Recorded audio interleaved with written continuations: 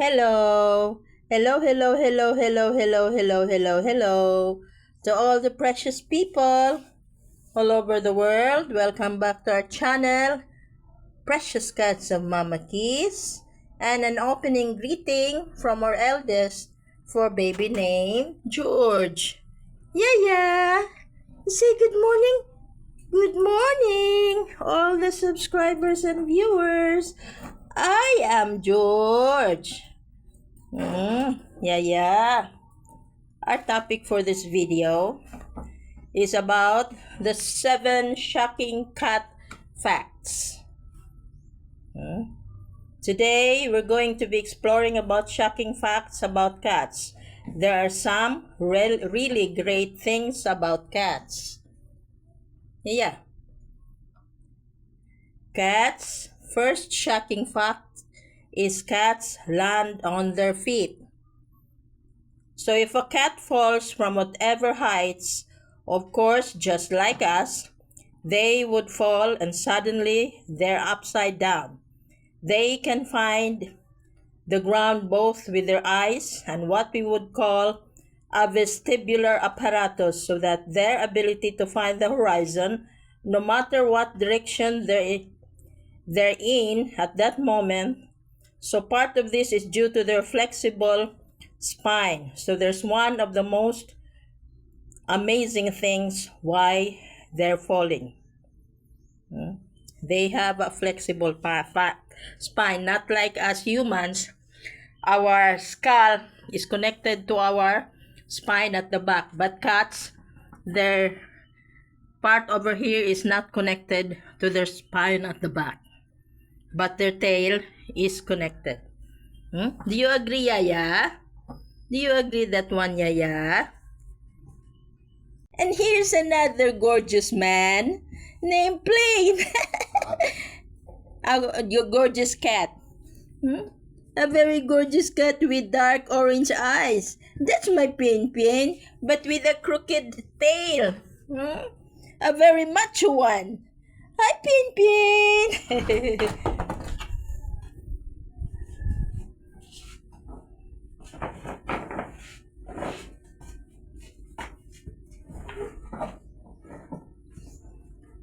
Their back half could be twisting at about 90 degrees, while their front half could be going in the other direction at 10 degrees. So then, the cat spreads out their body at terminal velocity to increase a drag. So basically, it's slowing them down, like they become a cat parachute in a way. They even have those flaps that you've seen on squirrels, which again, they're just skin flaps that also help to increase that drag. Then, as they hit the ground, because they're what they call digital grades, which means they walk on their tiptoes, so they're going to land on their 4 toes. Pin, you're not agreeing? This part here on their hips can be used as their flaps or parachute. Is that you, Pin? Is that you? You're so beautiful, on that cream background. Pin. Hi. Affos. A very red tongue. A healthy one. Continue to be healthy, Pin, ah. So the next amazing fact or shocking fact is I have a comment with regards to falling. Based on experience and based on some of the videos I've seen, this is Ace, one of the beautiful female cats. Not all lands on the ground. That flexibility of them only applies when they fall on a much higher level. But when they fall on about at least 12 feet, they cannot control on how they land, especially when it's a traumatic one, when they are shocked, because we have one cat has been a victim of that. They cannot prepare They cannot do their reflexes. And that's what happens, especially when they hit their spine. Diba? Diba, Aces? Beautiful Aces sa Mama Tis. A beautiful Aces sa Mama Tis. And now we proceed to the second shocking fact. It's about the writing reflexes, meaning the right to land on their four toes. Here's another one named Yes. A great tabby. A very, what do you call that? A very cuddly one as well. The writing reflex. In their ability to land on their four toes, whatever they fall, and it starts about 3 to 4 weeks old, about 6 to 9 weeks. It's perfected. See, when they're still kitten, they have already perfected their landing ability. A 9-week-old kitten will have this particular talent down by that point, like this one. I don't know how many weeks this one is already. Fish, the newest member and the youngest one. This ability is a support to their need of vertical access in their life in order to gain their confidence. Oh, where did you go? Yes, where did fish go? From a social perspective, from a safety perspective, from a predatory perspective, cats being able to get up as high really is important to them to one degree or another. As such, being able to fall without dying is also really important. So from an evolutionary perspective, cats have needed the writing mechanism in order to not just survive, but to thrive, and that is shocking. Another fact is left pod or right pod. Cats, like humans, where are you going? Favor certain paws, whether they're playing, grabbing, killing, or doing whatever they're doing. Males will tend to be more left pod than females. This one is a male one. Yes. Let's see if he is left pod or right pod. Yes. Hi, yes. It's only. Yes. Yes. Hi. This one is a female one. Hi. B. Give me your paw. Yeah. Not in the mood. Not understanding, as always. They don't follow. They only do what you want to do. When you need them the most, though during videos, they don't follow. They don't even stay put.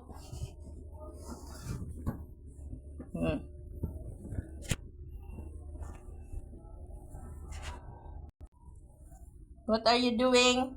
Yes. This one is my good boy, Eve. Eve, do not... What do you want? Do not sit behind the camera. You face the camera. Like this one. Like that one. Mama Kiss is storytelling regarding your amazing, shocking facts. This one is male. So he is scratching on her left back paw. Males will tend to be more left pawed than females. Females, obviously, more right pawed, and 49% of cats are called as ambidextrous. In terms of how cats walk, they will go front and back on one side and moving first, then front and back on the other side, moving next. Why is that? Hi, Ace. Why ka tubang sa camera? Tanawara. Og di kinanglanon, nagsiga tubang. Bed.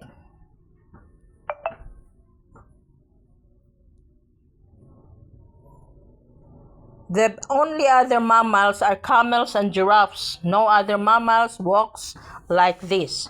So of all the animal kingdom, the mammals that walks the same are the cats, the giraffes, and the camels. There's a lot that goes into just walking with cats. Cats are digidegrade. They walk on their tiptoes, so we have to tiptoe left, tiptoe right, tiptoe left, right at the same time. Tiptoe ambidextrous. Ambidextrous means they can be left pod or right pod, and they exchange those aspects of using their paws.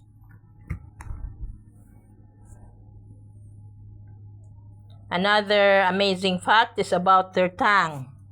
How a cat tongue works. Oh, here's another Biak cat, and that's clear with a short tail, not a crooked one. Kikya! Hi, Kikya! His eyes are lighter orange than... Yes. A cat's tongue is coated with papillae. Papillae are the little ridges that come up, and they are made of keratin, which is the same thing with fingernails are made of. So they're really tough little things there. Their purpose is to take off oils and the dirt of their body and whatever else they're getting into trouble with. Ace. Can you let Mama kiss your tongue? Ace. It helps to take the saliva and just pretty much get it right down past the fur into the skin, which not only cleanses them as best they can get. And of course, cats will spend up to a quarter of their waking hours grooming. That's how important it is to them. But also it helps to lower their body temperature. Also, if they are eating in need, it also helps them rip the meat off the bone. So you've seen the papillae in action with big cats, lions, tigers, etc. when they're just pulling meat off the bone.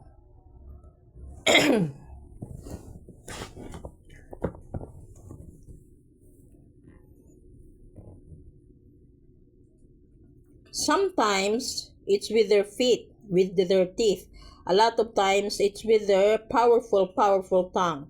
And also the one thing about papillae is that not only are they really tough, made of keratin, they also face backwards. So that not only does it help in cleaning bone, it also helps in holding live prey in place while they do what they gotta do. Isn't it fascinating?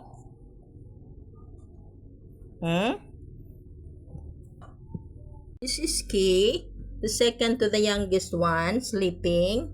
He's also a very good boy. Kiki!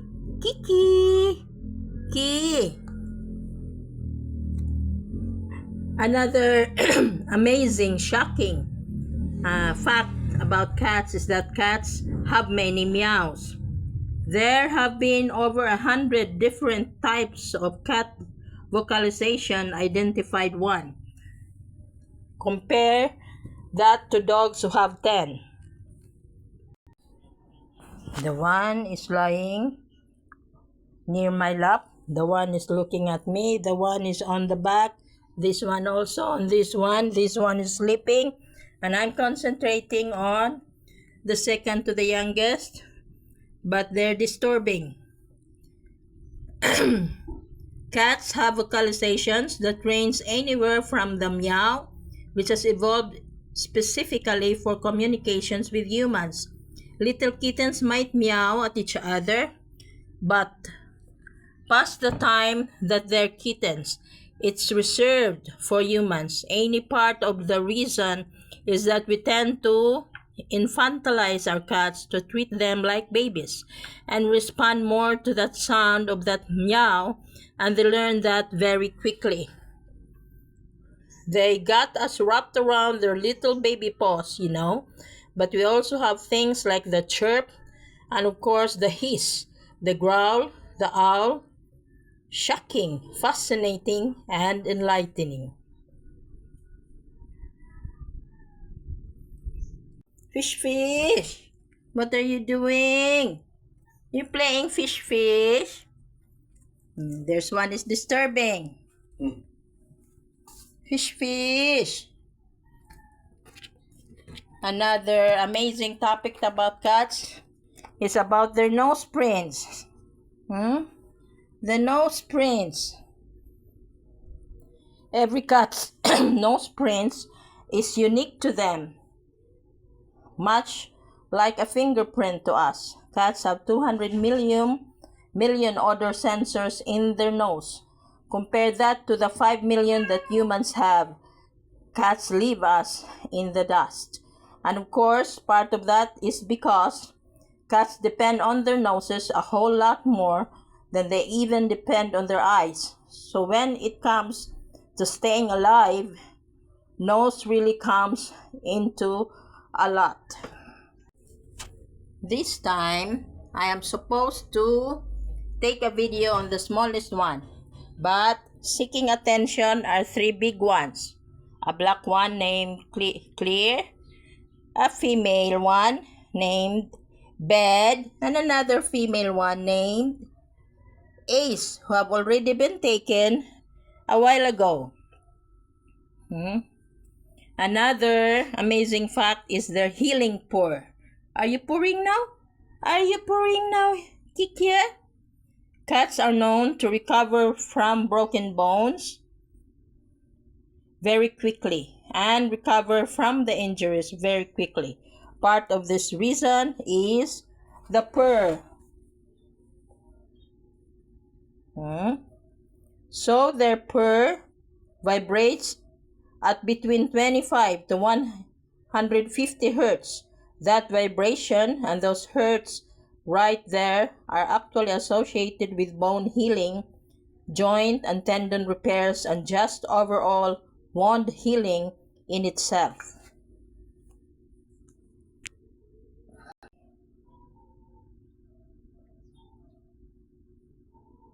So their purr vibrates between 25 to 150 hertz. That vibration and those hertz right there are actually associated with bone healing, joint and tendon repairs, and just overall wound healing in itself. Not only can cats do this for themselves, but, and of course, a lot of this is anecdotal. They can help us heal as well. Anybody who has had a cat purring on top of them for any length of time knows that it just feels better. Anybody who had had a cat purring on top of them for any length of time knows that it just feels better when we're not feeling great. So in terms of them facilitating the healing of our bones and joints and tendons by laying on top of us and pouring the juice out on that one. But let's just stick with the fact that them just vibrating their body at a certain hertz, making that sound of purring, will help them speed up the healing of broken bones, injured tendons, ligaments, and just general wounds. So that just mind-blowing. Our cats who are good in purring are Jade. Jade is the best one. The second now from the eldest, the Gray Tabby. I've already experimented when I'm not feeling well. I hug him and listen to his purring. And it really has an effect on our body, on our brain, maybe down to our bones and tendons and to our wounds. The last amazing fact about cats is cats and dairy. Cats are for the part Our cats are, for the most part, are lactose intolerant. Yes, yes. Yes, yes. Yes, yes. Yes, yes. That means that saucer milk that you put out for them in that piece of cheese, they're gonna have diarrhea. They're not just built to digest milk, you know. And even if they were able to digest milk, it probably wouldn't be the milk of a cow. It would probably be the milk of another cat. Yes, I believe that. And it's true. They really are having diarrhea when you let them milk. But there are also cats who are very interested in drinking milk. But it's up to us to what do you call that, to control the amount that they drink. Di ba? Yes, fish. My black and white kitty. So that's all for now, guys, for the topic of this video, the amazing fact about cats. Thank you for watching. Thank you for subscribing our channel, Precious Cats of Mama Kiss, adding up to our 2,602 subscribers as of November 23, 2025. This is our eldest again, closing up this video, and see you on the next one. Thank you for watching.